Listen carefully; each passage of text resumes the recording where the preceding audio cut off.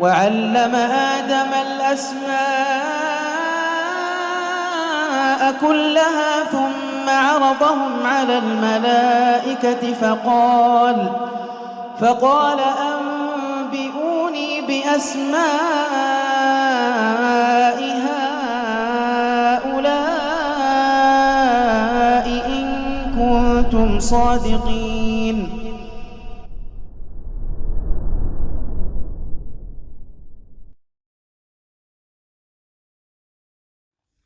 Bismillah, alhamdulillah, wassalatu wassalamu ala rasulillah, amma ba'd. Qala Syekhul Islam Ibnu Taimiyah rahimahullahu ta'ala, wa ashhadu an la ilaha illallah wahdah la syarikalah iqraran bihi wa tauhida. Qala Syekh Muhammad Ibnu Shalih Al-Utsaimin rahimahullahu ta'ala, asyarah ashhadu bima'na uqirru biqalbi natiqan bilisani li'anna syahadata nutqun wa ikhbarun amma fil qalbi fa anta 'indal qadhi tashhadu bihaqqi fulanin ala fulan tashhadu bil lisani al mu'abbiru amma fil qalb wa ikhtirati syahadatu duna al iqrar li anna syahadata asluha min syuhudi syai' ay huduruhu wa ru'yatuhu fa ka'anna hadzal mukhbir amma fi qalbihi an natiq bi lisanihi ka'annahu yushahidu al amra bi 'ainihi. Baik. Bismillahirrahmanirrahim. Alhamdulillahirabbil alamin. Wassalatu wassalamu ala sayyidil mursalin wa ala alihi wa sahbihi wa man tabi'ahum bi ihsanin ila yaumiddin. Amma ba'd. Qala Syekhul Islam Ibnu Taimiyah rahimahullah, berkata Syekhul Islam Ibnu Taimiyah rahimahullah, wa asyhadu an la ilaha illallah wahdahu la syarika lah iqraran bihi wa tauhida. Dan saya bersaksi bahwa saya tiada yang berhak disembah melainkan Allah semata. Semata di sini terjemahan dari wahdah. Ya. La syarikalah, tiada sekutu baginya. Iqraran bihi wa tauhida, mengikrarkan syahadat tersebut dan sebagai bentuk pengesaan terhadap Allah Subhanahu wa taala. Dalam syarahnya Syekh Muhammad bin Shalih Al-Utsaimin rahimahullah mengatakan, asyhadu bima'na uqirru biqalbi natiqan bilisani. Namanya persaksian, maknanya adalah saya mengikrarkan, menetapkan dengan qalbu saya dan juga menetapkan dengan cara mengucapkannya dengan lisan, maka itu persaksian. Maka syahadah persaksian itu bukan hanya di hati, melainkan dia perlu perwujudan dengan lisan. Itu baru saya mempersaksikan ini. Ya. Li'anna syahadata nutqun wa ikhbarun amma fil qalb. Karena persaksian itu adalah suatu nutq, perbicaraan. Wa ikhbar, dan kabaran akan apa yang ada di qalbu, itu baru persaksian. Ya. Maka enggak bisa saksi itu diem aja. Saya jadi saksi tapi saya mengucapkan di hati aja, enggak bisa itu. Ya. Coba kalau di pengadilan dia jadi saksi. Ayo, saksi 1, saksi 2, silakan. Apa yang Anda saksikan? Silakan utarakan. Diam saksinya. Ayo, silakan, Pak. Cukup di hati biar lebih ikhlas. Enggak, ini bahlul namanya. Enggak bisa saksi. Ya. Atau ketika ada maling, rampok dan seterusnya, ditanya Pak RT. Bapak ngelihat enggak kemarin bagaimana kronologinya? Kronologinya ada di hati saya. Cukup hati saya tahu dan mengabarkan, tapi saya jadi saksi, saya saksinya. Ya ceritain dong Pak. Enggak perlu Pak. Kadang kalau cerita kita salah, udah di hati aja. Udahlah, enggak. Orang kayak gini susah, dia enggak bisa dijadikan, itu dia tidak bersaksi. Ya. Taib, fa anta 'indal qadhi tashhadu bihaqqi fulan 'ala fulan. Ketika engkau bersama dengan qadhi itu hakim. Ya, dalam istilah syar'i qadhi itu yang kita kenal sebagai hakim. Ya. Engkau bersaksi akan hak fulan terhadap fulan, atas fulan, gitu kan? Tashhadu bil lisan al mu'abbiri amma fil qalbi. Engkau mempersaksikan, bersaksi dengan lisan, ucapan. Yang mana lisan itu mentakbirkan, mengungkapkan apa-apa yang ada di qalbu. Ya. wa ikhtiratis syahadatu dunal iqrar. Kenapa la ilaha illallah dan juga Nabi Muhammad Rasulullah SAW, kenapa dipilih dengan format syahadat, bukan format ikrar? Syahadat dan ikrar itu beda. Ya, syahadat mempersaksikan, menyaksikan hasil dari saksi mata gitu loh. Ikrar itu menetapkan saja. Kenapa kok dipilih kalimatnya asyhadu an la ilaha illallah wa anna muhammadan abduhu rasuluh? Kenapa enggak uqirru an la ilaha illallah wa anna muhammadan rasulullah? Lianna syahadata asluha min syuhudis syai' ay huduruhu wa ru'yatuh. Karena syahadat, persaksian, itu asalnya adalah dari masalah melihat sesuatu, yaitu hadir dan melihat. Hadir dan melihat. Saya hadir akan kenyataan bahwa saya tiada yang berhak disembah melainkan Allah dan Muhammad Rasulullah SAW. Dan saya melihat gitu loh. Namun tentu di sini bukan Allah Ta'ala yang dilihat, tapi melihat kenyataan ini, dan saya yakin betul-betul apa yang saya lihat dengan qalbu saya. Faka'anna hadzal mukhbira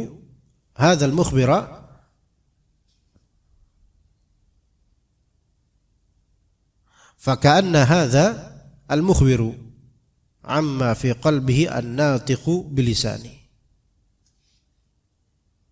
Jadi seolah-olah ini adalah al-mukhbiru. Al-mukhbiru ini khabar, orang yang mengkhabarkan tentang apa yang di kalbunya, dan orang yang mengucapkan dengan lisannya. Ka'annahu yushahidul amra bi'ainihi, seolah-olah dia mempersaksikan perkara urusan dengan mata kepalanya. Ya.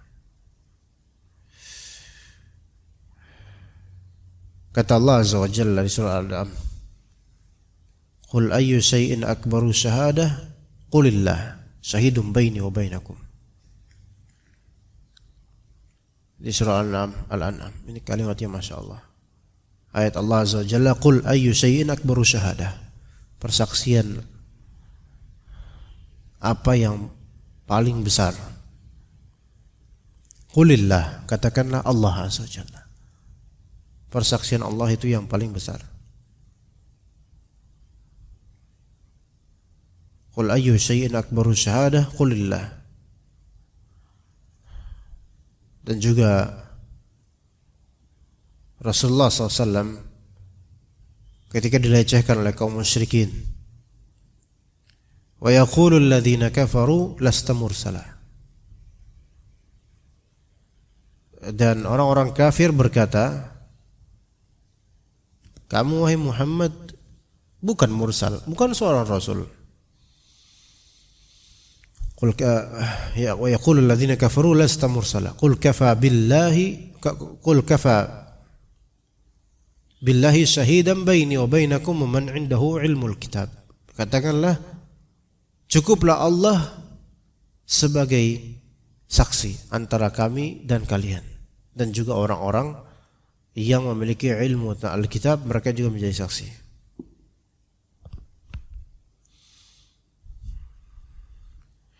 Kemudian juga di surat Ali Imran, syahidallahu annahu la ilaha illa huwa wal malaikatu wa ulul ilmi qa'iman bil qist. Allah Ta'ala mempersaksikan bahwasanya dirinya tiada berhak disembah selain dirinya, dan juga para malaikat mempersaksikan, dan juga orang-orang berilmu mempersaksikan.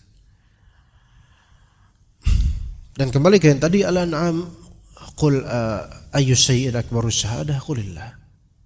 Persaksian siapa yang paling besar? Allah Azza wa Jalla.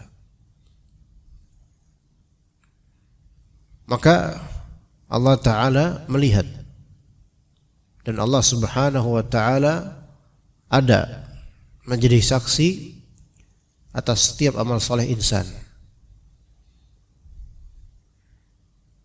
Maka dikatakan oleh para ulama bahwasannya persaksian Allah itu sudah cukup kalau antum berbuat baik. Nah, manusia itu kadang diuji, dia berbuat baik tanpa diketahui orang, dan hawa nafsunya itu mendorong dirinya untuk supaya gimana caranya orang supaya tahu kebaikan dia. Ya. Maka di sini tauhid harus lebih bermain. Tauhid itu bukan cuma materi yang diajarkan atau yang dipelajari, melainkan pengamalan tauhid ini berat, besar. Ya. Dan betapa banyaknya rahasia-rahasia antara manusia ke manusia lain ini dirahasiakan karena menjaga tauhid. Ya, begitu. Dan betapa agungnya seorang insan ketika dia meyakini bahwasanya persaksian Allah itu yang paling agung dibandingkan persaksian makhluk manapun. Ditambah dengan besarnya godaan dirinya supaya disaksikan oleh makhluk, diakui oleh makhluk. Maka siapa yang terbiasa bertawakal pada Allah dan bergantung pada Allah pada segala amalannya, maka dia muflih. Orang yang beruntung dengan kesepian dan kesendiriannya, tanpa dikenal oleh makhluk atau tanpa dikenal oleh makhluk amalannya. Qul ayyu syai'in akbaru syahadah qulillah. Persaksian Allah itu yang paling besar. Ya, begitu. Maka la ilaha illallah itu kalimat tauhid, kalimat ikhlas, yang mana dia hanya membutuhkan Allah Azza wa Jalla. Dia hanya membutuhkan pengakuan Allah Azza wa Jalla sekalipun di tengah terpaan tuduhan manusia. Ya, begitu. Ini pelajaran yang besar. Ya, taib, la ilaha illallah, fadhal. Iqra. Ahsanallahu ilaikum. Qala Syekh Muhammad ibn Shalih Al-Utsaimin rahimahullah, la ilaha illallah ay la ma'budu bihaqqin illallah, wa ala hadha yakunu khabarun la mahdhufan wa lafzul jalalati badalan minhu. Taib, jadi la ilaha illallah la ma'budu haqqun illallah. Bisa juga la ma'budu bihaqqin illallah, namun lebih afdal haqqun. Yang disebutkan juga oleh Syekh Utsaimin di kitab Syarh Aqidah Wasithiyah dan kitab lainnya. Dan ini penjelasan ini juga disebutkan oleh Syekh muridnya Syekh Utsaimin, yaitu Syekh Sami As-Suqair. Dalam beberapa penjelasan beliau mengenai la ilaha illallah, beliau menjelaskan la ma'budu haqqun illallah itu lebih afdal daripada kita katakan la ma'budu bihaqqin illallah. Karena menghapus harful jar tanpa tambahan itu sudah cukup, lebih afdal dan lebih kuat. Taib, fadal. Artinya la ma'budu haqqun illallah, yaitu tidak yang berhak disembah melainkan Allah Azza wa Jalla. Taib.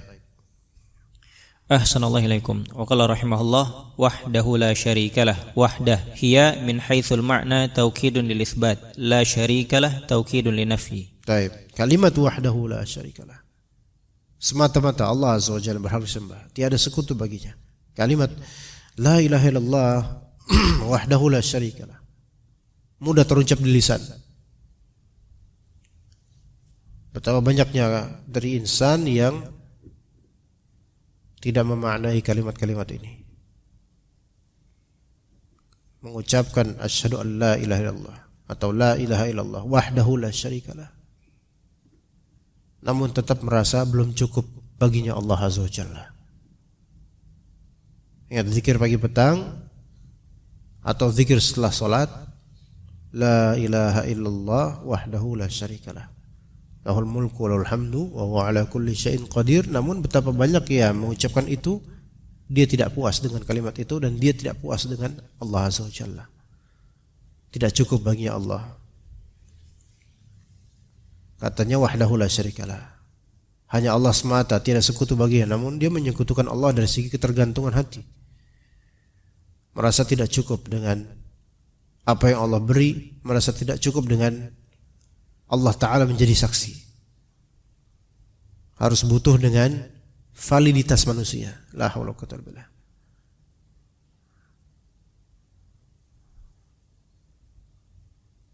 La ilaha illallah wahdahu la syarikalah. Maka kalimat wahdah la syarikalah ini taukid, betul-betul penguatan bahwasanya dirinya itu hanya menyembah Allah, hanya bergantung pada Allah, hanya bertawakal pada Allah, hanya mencari ridha Allah. Dan itu berat. Dan manusia mengucapkan ini semua. Kita lihat betapa banyaknya orang yang sujud kepada Allah namun dia tidak puas dengan Allah Azza wa Jalla. Betapa banyaknya orang yang mengucapkan la ilaha illallah wahdahu la syarikalah, dia tidak merasa cukup dengan Allah Ta'ala sebagai Rabbnya. Kurang ridha, seperti kurang ridha. Dia mengatakan raditu billahi rabba, saya ridha kepada Allah sebagai Rabb, namun dia tidak menerima hukum syar'i. Dia tidak suka dengan beberapa hukum Allah Azza wa Jalla. Ini enggak ridha dengan Allah sebagai Rabb. Artinya betapa banyaknya kalimat yang kita tuturkan, namun perbuatan kita dan hati kita mendustakan kalimat itu. Walaupun tidak berarti langsung kafir, tetapi artinya antara ucapan dengan perbuatan jauh berbeda. Selama ini yang dituduhkan hanyalah da'i, orang berdakwah yang munafik katanya, karena perbuatannya tidak sesuai dengan ucapannya. Ya akhi, kebanyakan manusia itu perbuatannya tidak sesuai dengan ucapannya. Semua kaum muslimin mengucapkan la ilaha illallah, tapi perbuatannya mendustakannya. Semua kaum muslimin ketika salat mengucapkan Allahu Akbar, namun yang lebih besar di hatinya bukanlah tentang Allah. Ketika takbiratul ihram, Allahu Akbar, Allah Maha besar, namun pas lagi salat yang lebih besar perhatiannya dunia. Berarti bukan tentang Allah yang lebih besar buat dia. Kalau bisa dibilang semua orang ucapannya enggak sesuai dengan apa yang terjadi pada dirinya. Kalau mau dibilang begitu, semua orang, bukan hanya dai, semua orang. Makanya al-alfaz, lafal-lafal sesimpel seperti ini, itu enggak simpel secara makna dan penerapan. Oleh karena itu kalimat-kalimat zikir banyak la ilaha illallah wahdahu la syarika lah. Dan sebaik-baik zikir tauhid la ilaha illallah. Kenapa harus diulang?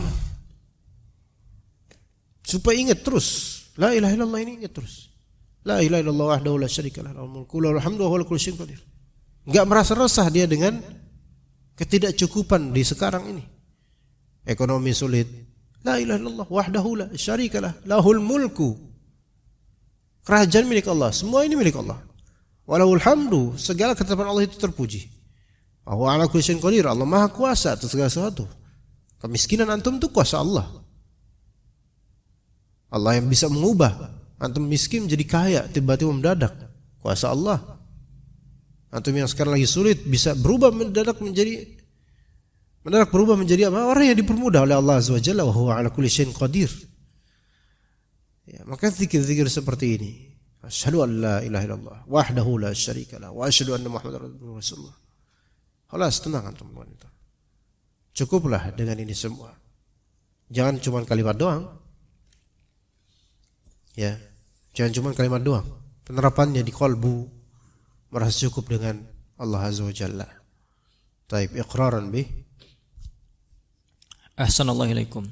وقال رحمه الله إقرارا به وتوحيدا. إقرارا هذه مصدر، وإن شئت فقل إنه مفعول مطلق لأنه مصدر معنوي لقوله أشهد.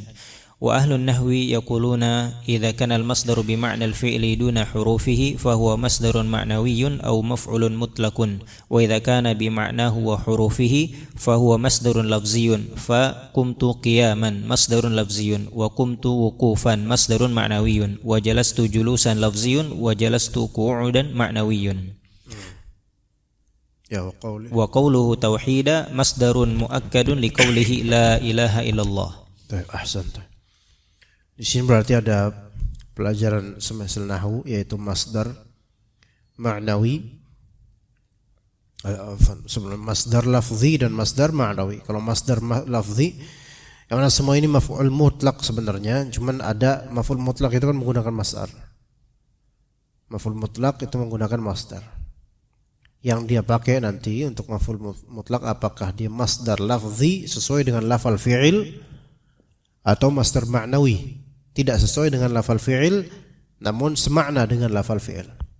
Seperti qumtu qiyaman, maka ini masdarnya selaras dengan qumtu, maka ini masdar lafzi untuk maf'ul mutlaq. Tapi kalau misalnya qumtu wuqufan, makna wukuf sama dengan qiyam. Tapi wukuf kan sama qiyam itu lafal yang berbeda, maka bukan masdar lafzi untuk maf'ul mutlaq, melainkan masdar ma'nawi untuk maf'ul mutlaq. Baik, kita lanjut ke wa asyhadu anna Muhammadan abduhu wa rasuluh. Ahsanallahu ilaikum. Wa qala Syekhul Islam Ibnu Taimiyah rahimahullahu taala wa asyhadu anna Muhammadan abduhu wa rasuluh. Wa qala Syekh Muhammad Ibnu Shalih Al-Utsaimin rahimahullah, naqulu fi ashhad ma qulna fi ashhad al-ula. Wa Muhammad huwa ibnu Abdullah ibn Abdul Muttalib al-Qurashi al-Hashimi alladhi huwa min sulalati Ismail bin Ibrahim asyrafun nasi nasaban alaihi salatu wassalam. Perkataan Syekhul Islam Ibnu Taimiyah rahimahullah, wa asyhadu anna Muhammadan abduhu wa rasuluh. Saya bersaksi bahwasanya Muhammad SAW adalah hambanya dan rasulnya. Dan Nabi Muhammad SAW ibnu Abdullah ibn Abdul Muttalib al-Qurashi al-Hashimi alladhi huwa min sulalati Ismail bin Ibrahim, ya, dari keturunan Nabi Ismail bin Ibrahim. Asyrafun nasi nasaban. Nabi Muhammad SAW adalah semulia-mulianya orang secara nasab. Dan ini adalah menunjukkan kenabian beliau yang diakui oleh Yahudi dan Nasara, karena ditengarai memang berasal dari nasab yang syarif. Maka nasab yang syarif itu adalah suatu keutamaan yang Allah rizkikan pada sebagian hambanya. Tetapi kembali, nasab yang syarif, nasab yang mulia itu bukan jaminan. Kecuali kalau dia sudah dinobatkan sebagai nabi, itu jaminan. Tapi kalau dia bukan nabi, maka tidak menjadi jaminan. Bahkan Nabi SAW pun menyatakan, wahai Fatimah, inni la amliku minallahi syai'a. Wahai Fatimah, aku tidak bisa memiliki apapun dari Allah Azza wa Jalla, sesuatu pun untuk melindungi dirimu. Engkau nasabnya sampai Nabi Muhammad SAW, langsung putrinya Nabi Muhammad SAW. Tetapi Rasulullah SAW tidak bisa berbuat apapun kecuali yang dikehendaki oleh Allah Azza wa Jalla. Padahal nasabnya paling syarif. Maka inna akramakum indallahi atqakum. Semulia-mulia kalian adalah yang paling bertakwa di antara kalian. Maka urusan nasab, suku, anak siapa, dari mana, khalas, itu urusan hanya keduniaan, yang kemudian kita kembali ke akhiratnya adalah dengan ketakwaan. Sebagaimana ketemu sama antum dan seterusnya. Ya, boleh jadi dari segi nasab mungkin antum tidak seperti ana misalnya. Karena anak misalnya Gus, anaknya Ustadz, anaknya Kiai dan seterusnya, itu tidak berarti di akhirat kecuali kalau dengan ketakwaan. Begitu. Maka subhanallah, dalam masalah ini saja banyak orang memperebutkan nasab. Bukan semata-mata memperebutkan nasab untuk mengorisinilkan lafal nama-nama keturunan, nama-nama nasab, bukan, tetapi untuk mencari dunia dengan itu. Nauzubillah min dzalik. Ya.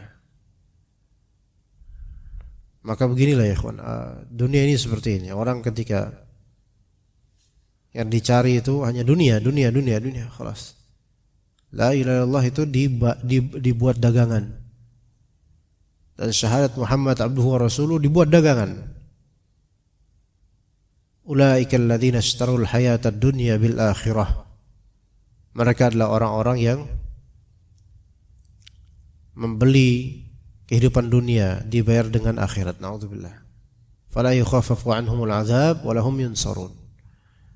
Tidak diringankan azab untuk mereka dan